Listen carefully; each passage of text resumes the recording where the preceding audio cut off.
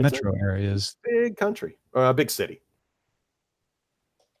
But the downtown areas. Seoul is the 5th largest metropolitan area in the world with 25 million people. And number 1 is Tokyo. Okay. It's Tokyo, Shanghai, Jakarta, Delhi, and Seoul are the top 5. Interesting. No wonder smartphones are going the way that they're going. Yeah, New York is right. Yeah, because once you get past the top 5, then you've got a lot of Chinese cities. I mean, Shanghai is number 2, but Guangzhou is number 7, Beijing's 8, Shenzhen is 10. I love Shenzhen. Shenzhen is just one of my absolute favorite cities. That's the last place I ended up when I went to China. And I basically just trekked my way south until I hit the border. And then at Shenzhen, you can literally walk across the border into Hong Kong and jump on the train and take it all the way down to the bay. And Hong Kong is just its own delight. Everybody with a U.S. passport should go to Hong Kong at least once. You don't need a visa or anything. You can show up, I think, for 90 days on any U.S. passport. Mm-hmm. And it is just like the Bay Area, but a little more expensive. Just a little. Well, that's good to know because, and I'm not sure how the rules have changed, but I was in China for the first time in 2006, and getting a visa was not, I mean, it wasn't just a turnstile operation. It took some work. Name your family members. Oh, it was an interesting document to fill out for that, but I still have part of a 10-year visa left, so I can sneak in. You can head back. I actually do too, from when I went with TechCrunch a few years ago. Do a DTNS from there. I'm sure it won't be a problem with internet. Let's do it. Bring your face masks. Depends where you're at too. The air quality changes. Yeah, totally. Yeah. The first time I was in Beijing, I've been there twice, and the first time it was sort of a magical, fun week. The second time it was pretty smoggy, like to the point where it was like, you didn't really want to be outside at all. No. But they were very different. It wasn't like that both times. I've heard from friends who've been there that Shanghai is the place to go and that Shenzhen is cool. Otherwise, it's kind of hit or miss. As far as Shenzhen goes, it's changed so much in the last 10 years, let alone the last 20. Every time you go there, it's going to be something different. It's not that small town it used to be. It is a metropolis. But the maker community within Shenzhen blew me away. I mean, they have maker fairs there. Everyone's riding electric this and that. It was pretty amazing. I could see why people are so attracted to that. It's one of those special economic zones, so it doesn't give you the flavor of other smaller cities. And I would say the same thing for Shanghai. Shanghai and Beijing and Shenzhen are kind of unique in the sense that those are very catered toward Western visitors or outsiders coming in. Whereas, Shanghai has always had a history of that. I mean, it was called the Paris of the East up until World War II. And my grandmother was born right outside of Shanghai. She speaks the Shanghainese. She passed away, the Shanghainese dialect, but it's a very interesting look because culturally they have a very elevated sense of culture compared to other large Chinese cities. Like Beijing's considered to be a little more kind of like the Chicago to New York. That's exactly how I felt leaving Beijing. I was like, this totally reminds me of like the drive out to O'Hare or something. I was just nodding the whole time. But then that last day I was in Beijing had one of those crazy bad air quality days, and where nobody could go outside. It hit in the 400s on the 2.5 micron meter thingy for air quality index, and that right now is the equivalent of what's going on in Sacramento with the fires going on in California, and just all of that smoke just tunneling its way right here to the Bay Area. Well, folks, we should get going here. Are you sure, Tom? No, I'm just kidding. Let's do it. I'm pretty sure. No, we're all here. It's good to check. All right, ready? Here we go. 4, 3, 2, 1. Thanks to everyone who supports independent tech news directly. If you're not already, become a DTNS member at patreon.com/DTNS. I'm going to do that again because I had East Meets West up from last night, and I started recording that as an East Meets West. Understood. All right. So sorry for the repetition. In 4, 3, 2, 1. Thanks to everyone who supports independent tech news directly. If you're not already, become a DTNS member at patreon.com/DTNS. This is the Daily Tech News for Friday, November 16th. Happy birthday, Mom. 2018 in Los Angeles. I'm Tom Merritt. And from Studio Feline, I am Sarah Lane. And I'm the show's producer, Roger Chang. Joining us today, very happy to have from avxl.com and heronfidelity.com, Robert Heron back on the show. How's it going, man? Oh, it's going good, Tom. Thank you so much. Thank you for being here. Robert's going to bless us with his wisdom, as he does so often, about what TVs we might want to try to get, which I know is like just a slice of what you do, but you're so good at it. Hey, I pay attention to that stuff, and I'll try to slide in a projector or two, too, because I think everyone should at least consider it. Not a slide projector, but a projector television. Exactly. All right, let's start with a few tech things you should know. Facebook Messenger is internally testing synchronized video viewing over group chat. So a new watch videos together feature found in the app's code describes Messenger's ability to tap to watch together now and chat about the same videos at the same time, with chat thread members receiving notifications when others join in as well.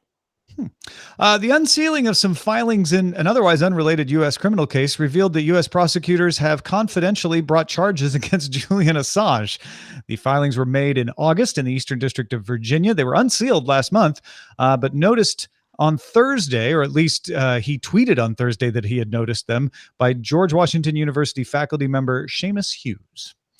All right, let's talk a little bit about a big problem, Sarah. Yeah, I'll say Voxox is a company, if you haven't heard, converts codes from other companies. So things like phone number verification or two-factor auth codes into readable text messages, sort of a man in the middle, if you will, for certain companies. Security researcher Sebastian Call discovered a server with a real-time text messaging database from Voxox was not password protected. The database was configured with a Kibana front end, making it easy for anybody to access and search the contents of the database, which included phone numbers and text message contents themselves. Kind of a big deal. Voxox took the database offline after being contacted about the issue by TechCrunch, who wrote up the synopsis. Yeah, so if you didn't quite follow that, let me repeat what Sarah just said. The company that handles turning your two-factor authentication codes into a text message that you get so you can log in had their server available without a password. So using a search engine, not Google, but a search engine specifically for this sort of thing, Sebastian Call was able to find that server and log into it and see, because of the Kibana front end, any messages that were passing through there. That's the reason people say don't use text messaging as a second factor, please, companies, because it is less secure than other methods. And this usually they're talking about some kind of hijacking of SMS, but this is even worse because until this was offline, we're not sure if anybody took advantage of it or not, but somebody could have easily gotten in there and used it to hack into accounts that otherwise would have been two-factor authentication protected. Well, especially because a company like this works with a variety of other companies, right? So it's not just one company that says, okay, we've had a breach, we'll figure it out. Let's figure out the messaging. This is potentially many companies that use this exact method of offering 2FA text to their users. Yeah, in fact, if you look, he was using Shodan, if you're curious about the search engine. That's the search engine meant to help you find open servers so that you can make sure that you tell them that they shouldn't be open.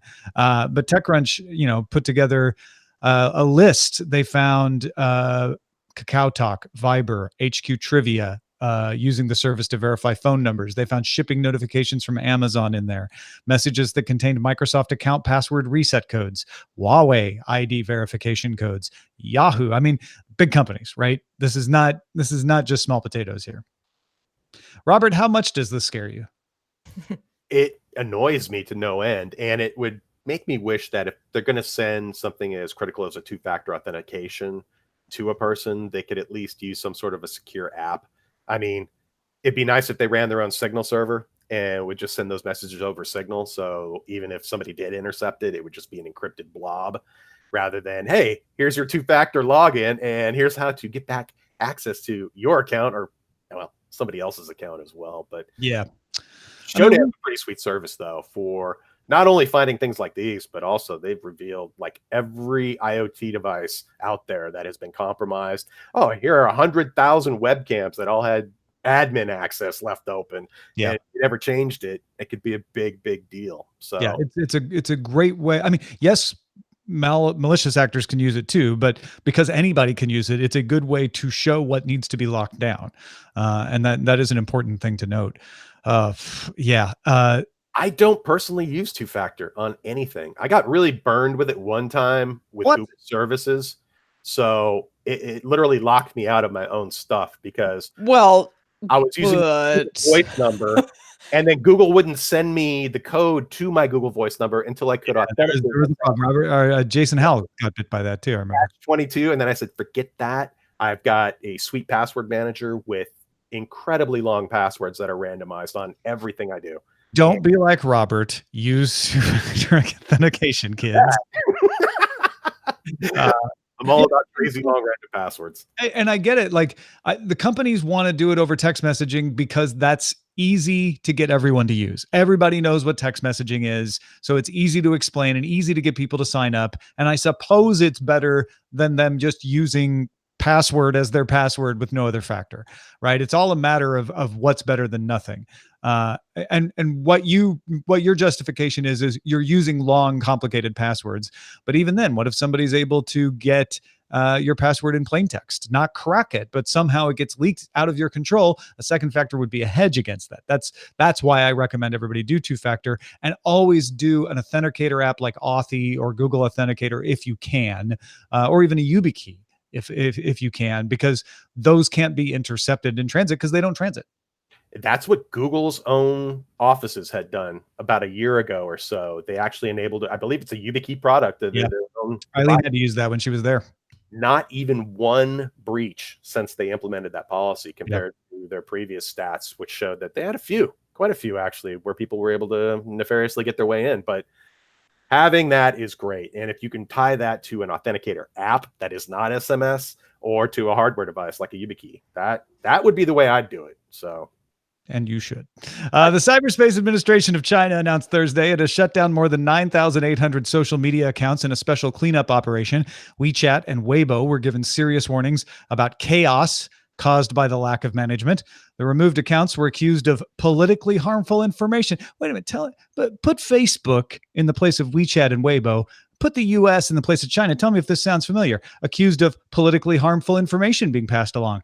Fabricated rumors being passed along, sensationalized headlines causing misunderstandings, spreading of vulgar and pornographic content. Some were also accused of extortion and plagiarism. I wanted to make sure to put this in the show today because I think it's interesting that the way people often think about it, like, well, we have this problem in Facebook because it's a threat to democracy, and we have a problem in China because the government cracks down on people. But these concerns are very similar. And it's important to note where they're similar so that you can actually tell what the real differences are, I think. Well, and the fact that the similarities are, widely used social networks that have a lot of pull over the sort of the hive mind of who's using that network. Yeah. And in China, they say we're doing the same thing you are in the US. We're trying to stop fake information. We're trying to stop the undermining of our society. And to a large extent, they are. There are other reasons they also do this that, we could get into if we were a political podcast. But I think it's interesting to note that this isn't just a problem of Facebook. It's a problem of the internet and social media, no matter what kind of society you're in, I think. One main difference, though, about surfing the web in China, especially if you don't have a VPN, is that there are many, many sites that are blocked. All Google services, Twitter, Facebook, all of it. And it used to be a lot easier to get around that. However, and if you have like a foreign SIM card, that gets you around it as well. But for the general population, those apps simply don't exist. And it's like you pull up YouTube in front of somebody standing in Beijing and they're like, what the hell are you doing? And I was like, oh, I just wanted to show you this video. I was like, how are you watching that? Or you go to the wrong site, and I've had this happen in Korea and China. It pops up some police looking message that goes, hey, we've blocked this for your own good.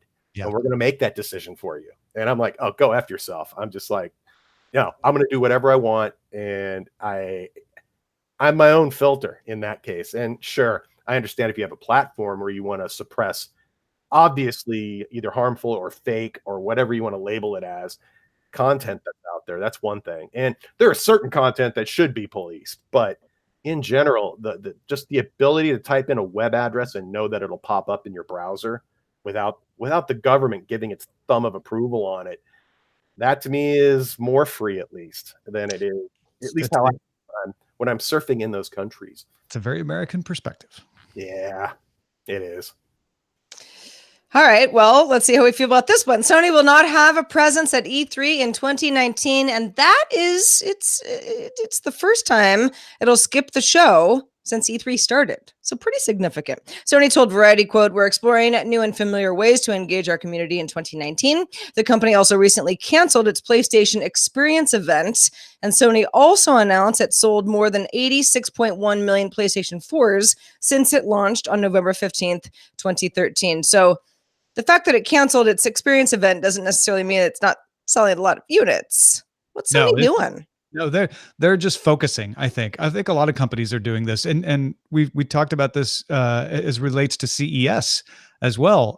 In CES, I think Roger and I were talking about this. In CES, you don't see Microsoft even on the floor anymore. But that doesn't mean CES is gone away. Companies want to control their messages better, and I think maybe Sony's saying, instead of a PlayStation Experience event, let's come up with a Sony keynote event a la Apple. Or exactly that. Yeah. I think they're just taking an Apple page out of the playbook in a sense where, hey, look, we'll have our own dedicated event. Why should we have events on in the same exposure area as all these other companies, which nobody matches Sony in terms of console sales and things like that? I would just simply have their own experience event and spend a couple of days inviting all the press in and have it just solely focused on your own messaging. And I don't see why they don't do that. It doesn't surprise me that they'll bail on E3. It's a bummer. That's like having, like, say, Microsoft not show up or something, or Samsung decides. Well, Microsoft doesn't show up at CES, but there's still plenty of Microsoft at CES. I'm sure it'll be the same way for Sony at E3. It won't be like you won't see any Sony games there. Exactly. Microsoft will now let developers create 64-bit ARM apps for Windows. Developers will be able to recompile existing Win32 or Universal Windows apps to run natively on Windows 10 on ARM. Windows for ARM can use an emulator right now to run apps, but recompiled apps run a lot better. So this will make those apps run better, and it will make ARM-based laptops more competitive with Windows-based laptops, and we're starting to see more of those. That's pretty cool. I wonder, though, will ARM be able to compete maybe more on the tablet side than a notebook side, I would think. Yeah, it is kind of. I've never used an ARM-based notebook, so I'm not so much the tablet side, but like the Lenovo Yoga C630 is an ARM device. Okay, so that hybrid tablet laptop area is where Samsung Galaxy Book 2 is another example, where it seems like, hey, you can run full Windows on an ARM processor, so you get more power out of it, you get more battery life, but you got everything from Windows, and now. The emulation went a long way to be way better than Windows RT was.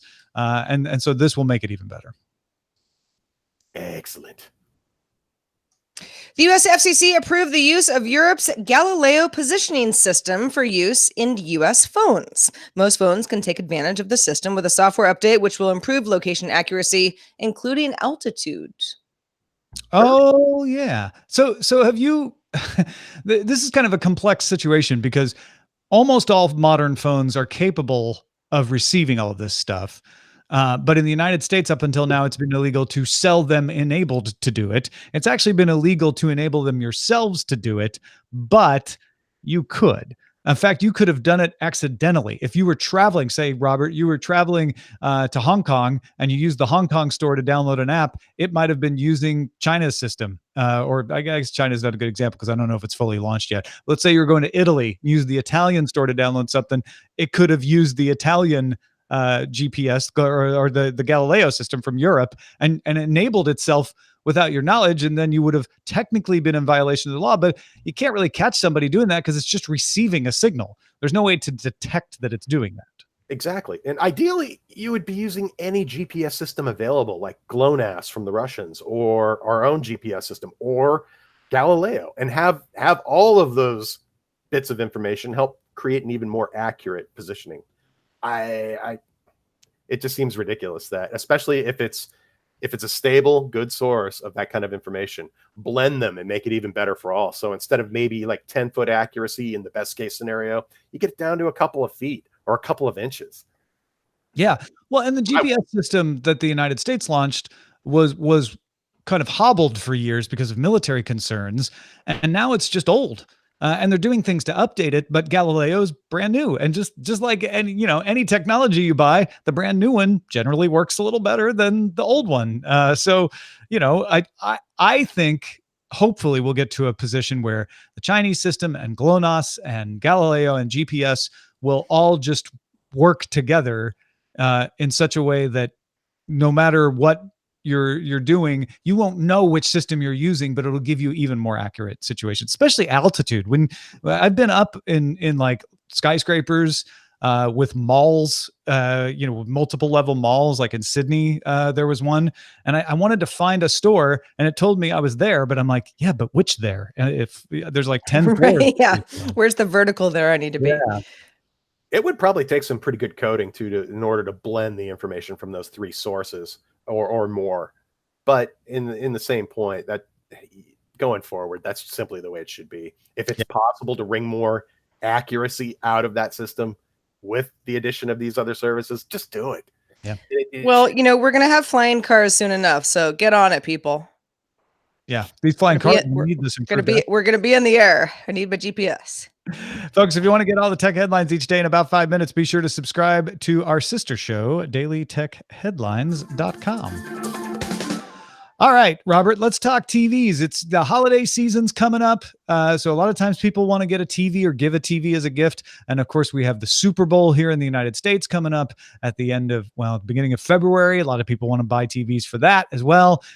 What TVs should we buy? I know there's not just one answer, but where do we start? No, it always comes back to budget for anybody. So, and as we roll up on the holiday shopping season, some of the very best deals on the 28 TVs are starting to trickle out right now. And I'll say right off the bat, today is the online sale that just started at Costco for the Vizio P-Series Quantum. And this is by far the best TV that Vizio has ever made. It only comes in one screen size, 65 inches. And it listed at $2,200, currently selling right now online, $1,400. Ooh, that's my go-to pick. That is one of the very brightest TVs you can buy, and it also incorporates support for both the popular HDR formats, being HDR10 and Dolby Vision. It's also, of course, a 4K screen. It has a cool input on there for doing 1080p at 120 hertz if you're into maybe some crazy PC gaming or future console support. And overall, I think between the interface, the design, and just that lovely bit of performance, it is definitely my pick for it. It's also using the quantum dot technology, which gives you the enhanced color performance compared to the TVs that just use enhanced LEDs. You actually get more saturated color out of a quantum dot based system than you do out of just a TV that's not using that, at least currently, as far as LCD screens go. Now, is that big enough for you, Sarah, 65 inches, or do you need some more recommendations? Yeah, no, it's funny. I was just telling the guys yesterday that I have a new apartment with a wall that can handle a television bigger than my 55 inch, even though it's perfectly big, but a 65 inch would be just perfect. So the Vizio is speaking my language, but yeah, what else we got? It's working good. One of the best deals out there, if $1,400 isn't cutting it, the TCL 6 series has, for the 2018 model, is a fantastic bargain at about $650 for the 55 inch screen, at just over $1,000 for the 65-inch screen. This is just one of my absolute favorite TVs. One thing about TCL screens is that they operate with the Roku operating system driving the entire experience. It isn't just a built-in Roku app. Roku actually does the entire interface, and it provides one of the most user-friendly and convenient interfaces I've ever used on any TV. It makes it easy to just isolate the few things you want to do with it and get all the other cruft out of the way. And likewise, it also includes some nice surprises. One, just that sweet Roku interface that supports all your apps, but also other features like if you connect an antenna to that TV while you do the setup, it'll say, hey, if you stick a USB key in the side with some storage in it, we can create a single channel buffer for nothing. I mean, just for the cost of you sticking a USB key in. So you have like a DVR function built right into that TV too.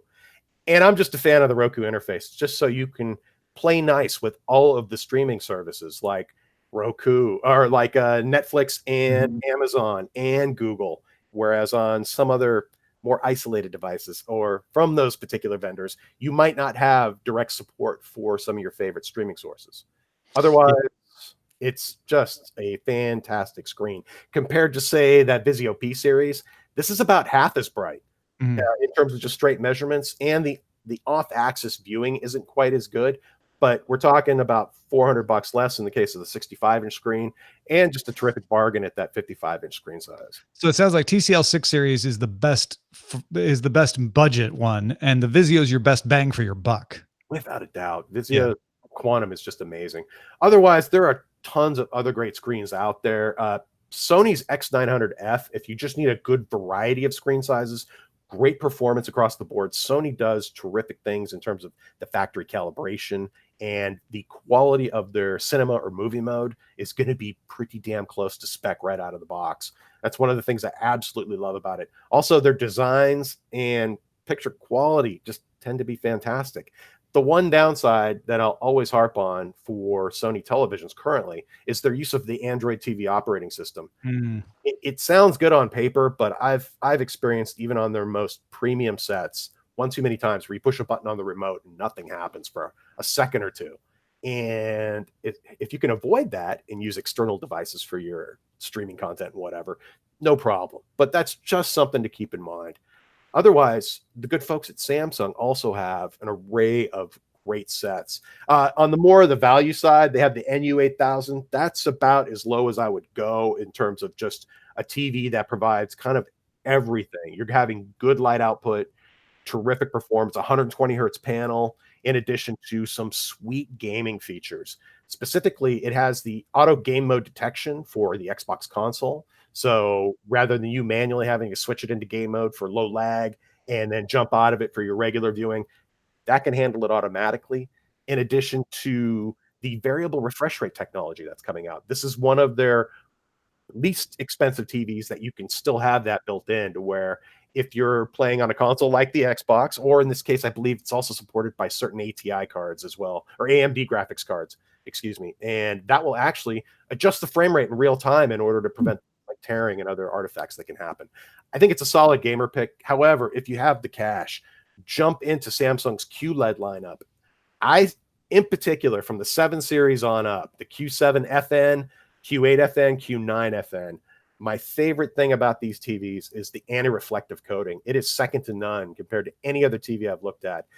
Sure, a bright TV can help with bad room lighting or a bright room environment, but having an anti-reflective coating that can tame room light reflections goes a long way toward making even TVs that couldn't put out as much light look even sweet in a challenging environment like that. In addition, Samsung also has some of the best quantum dot technology out there. That's the Q with the QLED, right? Yeah, with their QLED lineup. And if you're a fan, some of the models also incorporate a single input box that's separate from the TV. And the nice thing about that is it's a very thin Sublime cable that just goes right up to it. So it makes it very easy to integrate if you're going to wall mount it. You don't have a separate power cord and a video cord going up there. Just this one little thing you can either tape to the wall or even embed it if you want and keep it out. Okay? So those are just fantastic sets overall. However, if I had to, go ahead. Oh, no, go ahead. I was going to say, though, when it comes right down to it, if the budget permits, these TVs aren't really any kind of special Black Friday pricing, but LG's OLEDs are probably the thing everyone looks at and just kind of loses it in terms of absolute picture quality. Still, huh? You put this side by side against any LCD, and the first thing you'll notice is that the viewing angles are far superior. You can get off to the side a little bit, and you don't have dramatic changes in color or brightness or contrast, and their ability to produce perfect black. When an OLED pixel turns off, it is not emitting any light at all. And in a darkroom environment, that can make that letterbox movie appear like it's just hanging in space. And it is just something to behold. Also, LG's interface, their WebOS based system, continues to be one of the zippiest I've ever dealt with. And overall, it's just absolutely one of my favorite TVs. It also has probably the most wide-ranging support for various video formats, including HDR10, Dolby Vision, HLG, and Technicolor's HDR format as well. So if you're thinking future-proofing yourself in regards to upcoming HDR stuff, that's hard to beat. It just kind of has it all. Now, if you compare something like that Vizio P-Series Quantum, that TV has about twice as many zones of backlighting as, say, the regular Vizio P-Series. The regular Vizio P-Series has about 100 zones of controllable areas on the screen where it can modulate the LEDs that are behind the screen to produce better darks, brighter brights, and things like that. Vizio P-Series Quantum has almost 200. But when you talk about OLEDs, it's each individually addressable pixel can be turned on or off. So you're talking millions of zones of dimming. And performance-wise, I think for the 8 series, it's pretty much whatever you could afford. They all have very similar image quality, which is really good. But when you step up beyond the B series to the C series or above, the one thing it does give you is a more advanced processor, which in general, I find over the long term, is something you kind of want, because as TVs are updated and new features are added, extra CPU power is generally something that will make the whole experience more seamless and smooth. So there you go, Sarah. You got 6 TVs to choose from now. I don't know. The LG OLEDs, it's, once Robert was like, this is the, it's the industry standard. Now I'm like, well, now I need that. Yeah. Totally. But for a lot of reasons that you illustrated, Rob, there are, you could think about, how big is your room? Are you off to the side? How much does light actually matter? What's your budget? So all really good parameters. If you can sit front and center, anything I just talked about is going to look freaking fantastic. And the differences really come down to when the lights get low, or you're sitting off to the side, or it's tough to say. There are a lot of good choices out there. However, if I could throw one thing out there, it would be, if you have the room for it, if you have a room with good light control, consider a projector. Epson has a new home cinema 4010 model that came out about 3-4 weeks ago. And this is absolutely one of the very best values out there in terms of a projector that is capable of displaying the full DCI P3 color palette, which is the same color palette used in our HDR 4K Blu-rays and some streaming content as well. It's about a 26% wider color palette than we have with regular HD programming. And those extra bits of color saturation, I find, especially when the content's authored appropriately, it just looks more realistic and lifelike. This projector is not a true 4K projector, but it does really good upscaling. And at that $2,000 price point, I'm going to say you literally have to spend 2 to 3 times more to get something that's going to make you go, okay, that's definitely better. So, well, Robert, thank you so much. You can tell he's got all the things you need to know about this stuff, and there's more where that came from. Tell them where they can find more of what you do. We host a weekly podcast at avxl.com. You can check out the information there. Otherwise, I'm also over at heronfidelity.com. In the process of redoing my website, my ancient, decrepit website is in the process of being hammered into something new right now. And I need to get that done. That's part of this weekend's project. Excellent. Well, good to know. Check it out, folks. heronfidelity.com and avxl.com. Also, don't forget that you can be a member of Daily Tech News Show, and we have some new features now. In fact, just added yesterday is the ability on Patreon to get both DTNS and Good Day Internet together in your Patreon feed. So now, if you just want DTNS, if you just want Good Day Internet, or you want them both, you just need to change your tier. Everybody who's a patron already gets good day internet. They have for a long time. Nothing's changed there. But if you go to patreon.com/pledges, you can change your reward to be just DTNS. If you're like, I just want Daily Tech News Show on its own without commercials, or to be DTNS and good day internet if you choose the all tier. So go check that out, patreon.com/DTNS. If you've got feedback for us, well, we've got a way for you to use it. Email address is feedback@dailytechnewsshow.com. Keep it coming. Love your feedback, everybody. We're also live Monday through Friday at 4:30 p.m. Eastern, 21:30 UTC. And you can find out more at dailytechnewsshow.com/live. Just Sarah and me on Monday's show, and Roger. So we'll see you then. Have a good weekend.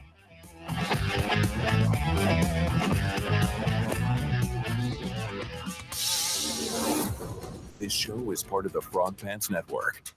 Get more at frogpants.com. Diamond Club hopes you have enjoyed this program.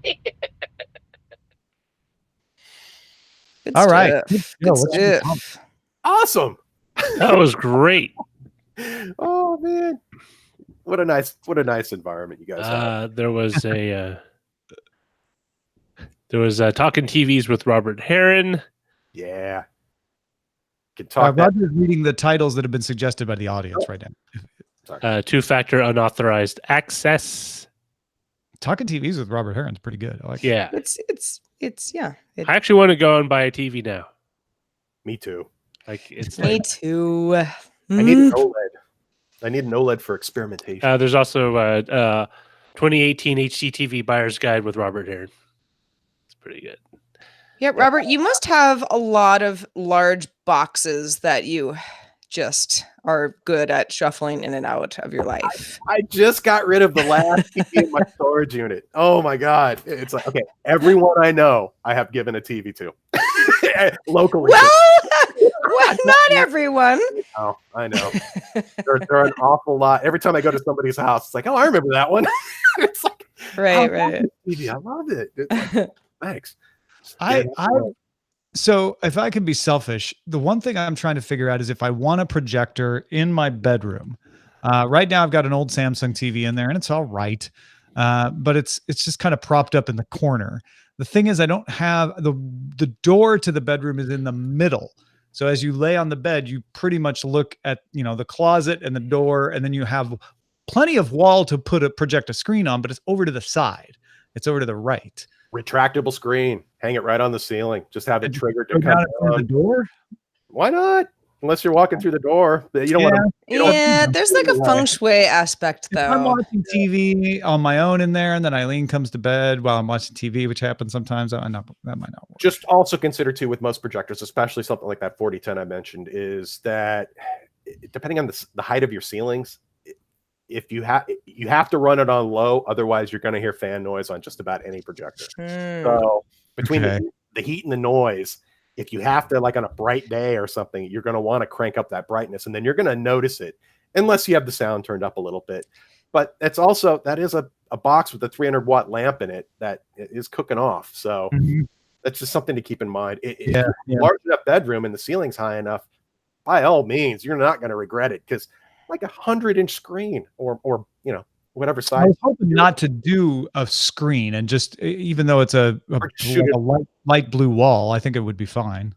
And Tom, remind me, what was the reason that you didn't like the idea of doing like a mount that could give you different degrees of? I'm just weird. Okay, this is just really. This is just a Tom reason, not an applicable to anyone else. Well, I remember you saying you wanted something that you take out so that you can, have access to all your ports, but does that not work? I swap ports out a lot, although not as much in the bedroom. I also move a lot historically. I don't intend to move again, but every time you move, when it's mounted, that's an extra pain in the ass. So that's true. Walnut rock. And if you follow, I think the U.S. Safety Commission or whatever has a Twitter feed, and they're always showing tip over accidents with children. That's the scare. If you still have an old tube TV and it's sitting up. No, I have an old LCD, Samsung LCD. It's light as a feather. That's the thing. Mounting them is so simple. It doesn't take much, and it really does help protect the investment. Yeah. I tried to, but my house was built a long time ago. So when they did the plastering, it has the old chicken mesh wire behind it. So it throws off the stud finder. So I thought, oh, these are the edges of the stud finder. Went back, it's like, no, it moved like 5 inches to the right. Like, drill tiny test holes or a pin to stick through until you're sure you're hitting a stud. Oh, a pin's a good idea. Yeah. Be wood or metal.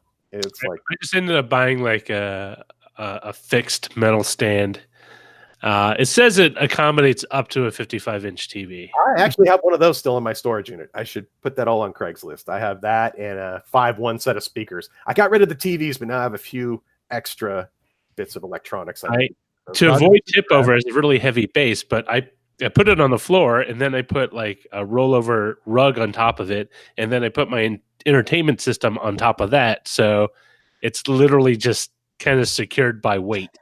I have 2 kids, and I made sure that it could not tip over, and it's close enough to the wall that if it was to tip over, the bottom would catch the wall and would not be able to fall over, like, more than like 5 or 6 inches forward. You could just mount it. That's one of my favorite things about OLED screens is that the 65-inch panel, I think it weighs maybe 27 pounds. Oh, yeah. It's ridiculous. Yeah. That you can install by yourself. Yeah. Light enough. Like the base of the LG that comes with the built-in soundbar, which probably isn't the way to go. But even if you get the built-in soundbar, the base is super thin, but the TV's like a third of, maybe more, of the thickness. I'm trying to think. Also with LG, at least, when you get to the E-series, that has the glass back on it. Rather than mounting it to a sheet of, I don't know what it is, I guess a metal chassis covered in a plastic back panel on it. This is just a sheet of tempered glass that's about 2 millimeters thick. The panel itself is about 1 millimeter thick. And I think that the rigidity of that glass helps in the long term. I've seen OLEDs take a beating and actually get bent and still function. But that glass, I just feel if you can swing the E-series or higher, well, you get to the W series, and that's just the panel itself. Yeah, that's where you have the separate sound bar with the inputs and everything else. But that E-series and its glass technology, just having it on that rigid, good sheet of glass, I think over the long term, it'll make it last a little longer. But there are also, if you're a gamer, there is a possibility you can experience burn-in with OLEDs, similar to what we had with plasma. So if you're a hardcore gamer, you might want to consider a good LCD television instead. But I know a lot of people who game on OLEDs who have no problem whatsoever. So wait, on the Vizio P-Series, the Quantum, is that a true 120 hertz screen? Yeah. Okay. And it actually got the TCL. Has one port on it that'll do 1080p 120 input. So if you want to go crazy high frame rate gaming off of a computer, that wouldn't be a bad display to do it with. Otherwise, all the other ports support your standard 4K 60 HDR, blah, blah, blah, blah, blah. Do any of them support the 24p flagged where they go to 120 hertz in order to? Most 120 hertz panels do. They at least have some way to either turn everything off, and it simply does a 5x multiplier for 24p content. So it just simply flashes each frame 5 times to maintain the same cadence. Otherwise, if you enable any of the video processing features like motion compensation or estimation, that's where you can add smoothing, unnatural smoothing to your videos. And the TCL 6 series is a true 120. Sure is. Because I know a few of them are like they're 120 rated, but they're really not 120. I hate that part of it is when you have to dive into the specs to really 120 hertz motion rate or whatever, and some companies are straight up about it. Some are just like telling you the effective refresh rate in a sense. If we're doing something like backlight blinking technologies or other ways of improving motion resolution, nothing beats a true 120 hertz panel. And I want to say everything I mentioned today should be a true 120 hertz panel. That's common nowadays. The big difference really is how are they achieving a wide color palette on a 4K TV? The cheap way to do it is with a phosphor-coated LED that improves the red response. Otherwise, the folks using quantum dot technology, it is just one hell of a way to get good color out of it. And they're looking at incorporating quantum dot materials into OLED generation as well. So maybe I'm not really having a lot of hope for seeing this technology at CES, but that's one of the things I'm hoping maybe in the back room for one of their technology demos, one of the companies is going to show something off that way. What's like the next emerging like display technology? Like, since they're already moved on, are they moving away from OLED, or are they just trying to make it more durable? Or Just trying to get rid of the O in OLED, getting away from organic materials that can QLED. degrade over time, and you can't drive them as hard for long periods of time. If you can get to something that's inorganic, like a quantum dot, then you can effectively do something very similar to what OLED's currently doing. You have red, blue, and green quantum dot materials stimulated by, say, an electron gun of some kind, either on a per pixel level or however you're going to do it. But those quantum dots can be driven like crazy, and they aren't going to age the same way that OLED materials currently do. The problem is with OLED manufacturing currently, it's using high heat, vacuum chambers, things like that, where the quantum dot materials do not like that. They prefer something more along the lines of a cool, quiet, ink printed environment room. And one of the Chinese or Taiwanese manufacturers, BOE Systems, or no, not BOE Technology, they just demonstrated the first 55-inch quantum dot, was it OLED? No, printable OLED.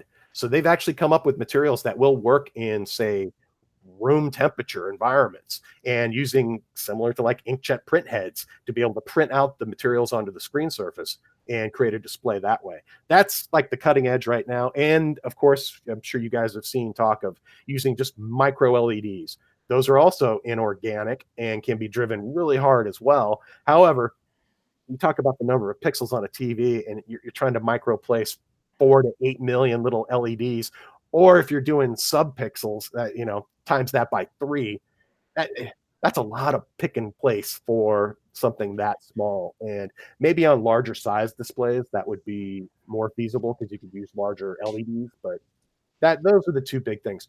Also, just the race to finally flush out the HDR10 spec. I mean, the spec goes up to 10,000 nits, and we're not talking about any TV. Like in the case of that Vizio P-Series Quantum, that'll do 2,000 nits in standard or high dynamic range. I think it hits like 2,400 nits in high dynamic range, but we could easily go to 5 times that and still be within the spec of the system. And for me, that's just like, I can't wait. Although I have seen TVs that do, say, 6,000 to 8,000 nits, and those are so bright they require specialized cooling, and they can be noisy little bastards when they're running. So it's like a balance between how much light can you get out of something and how efficient can you do it. And that's the challenge they're all working on right now. Huh. I can't wait. Thank you. I learned so much when you're on. We need to have you on more often. Hear, hear. Selfishly, I need to go get a haircut, and I got to go work on my car. I'm creating projects for myself today. So yeah, that's good. Keep busy.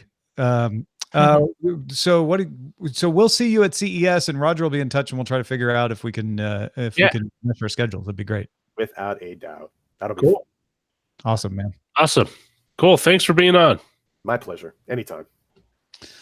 We're not rushing you out of here, but if you need to get your that's all good. I don't even want to see. The problem is going outside right now. The air quality is just you don't want to go out there. You need to. Did you get a mask? I have a bunch of N95 masks. Yeah. That's just barely good enough for here. But if I were heading up to Sacramento, I was looking at respirators on Amazon last night. I'm trying to find those cool, stylish ones that I saw in the Asian countries I visited, where people have they are like N99 or the P100 filters. We saw people walking around last weekend with those here in LA. They're like, super soft, like material, and the huge filter. And if you have allergies, those things are a godsend. But and in this weather, or in this air quality, if you have even a slight issue with respiration, you don't want to go out. You're just miserable. And I noticed the pets are feeling it, and that's how bad it's getting. It's like, just keep it inside, keep the air filter running. So, well, I have an announcement before we switch the video off, which is that if you are listening to this in the regular FeedBurner feed that patrons get out of my post at patreon.com, that feed is going away. So it's not going to go away tomorrow. Well, unless this is the day before the last day, but it's not. It's not going to go away until December, but you should move over to Patreon, patreon.com/DTNS. That is where you can change your tier to be DTNS only. And then you don't have to change anything else if you're already subscribed to the Patreon RSS. It'll just change itself, or you can get that Patreon RSS out of the page. It'll be on the page when you're logged in. So just a heads up to people who are subscribed through a FeedBurner link for the commercial-free version of DTNS, that is going away. So you need to go to patreon.com/DTNS, go to patreon.com/pledges after you're logged in, adjust your pledge for DTNS to DTNS only if that's what you want, and then you should be good. Thank you. Now back to your regularly scheduled programming. Right. Well, thanks for being with, and see you next week. Yeah, video folks, thanks a lot. Audio folks, stick around. There's more to come.